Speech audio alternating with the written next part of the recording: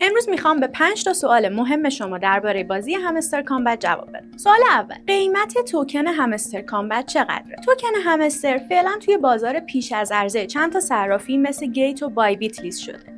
بازار پیش از عرضه بازاریه که توی اون پیش خرید و پیش فروش توکنایی که هنوز عرضه نشدن انجام میشه. نوسانات قیمت هم توی بازار پیش از عرضه خیلی زیاده.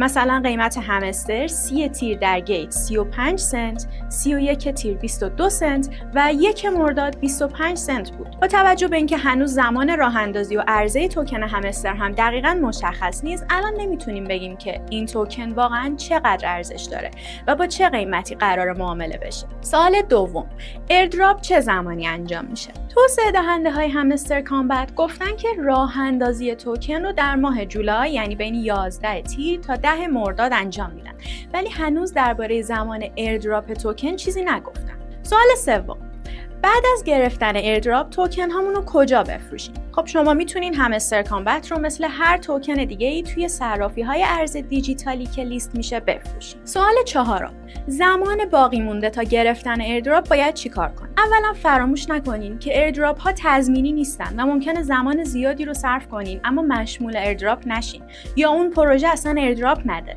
این احتمال رو همیشه در نظر داشته باشین. ولی اگر همچنان تمایل دارین که شانستون رو امتحان کنین و بهش امیدوارید، میتونین تسک های همستر مثل پیدا کردن کارت ها، زدن کد مرز و شرکت در مینی گیم ها رو انجام بدین.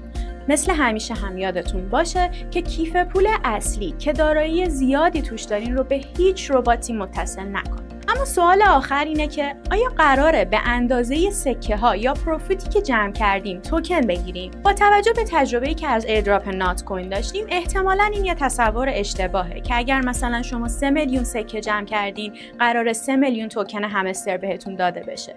نات کوین هم موقع ایردراپش 3 تا 0 از سکه هایی که کاربرها جمع کرده بودن رو کم کرد. در مورد پروفیت هم توسعه دهنده های بازی بارها روی اهمیت پروفیت تاکید کردن و گفتن که مسئله مهمیه. از این هفته هم یه بخش جدیدی به اسم مینی گیم بهش اضافه شده که در ازای بازی کردن به کاربرها کی یا کلید میده. خود همستر هم روی اهمیت این کلیدها تاکید کرده، اما نگفته تاثیرش چقدره. با همه اینها هنوز الگوریتم دقیقی برای تخصیص توکن به هر کاربر مشخص نشده، اما احتمالاً فرمولش بر اساس میزان و سابقه فعالیت و زمان ورود به بازیه.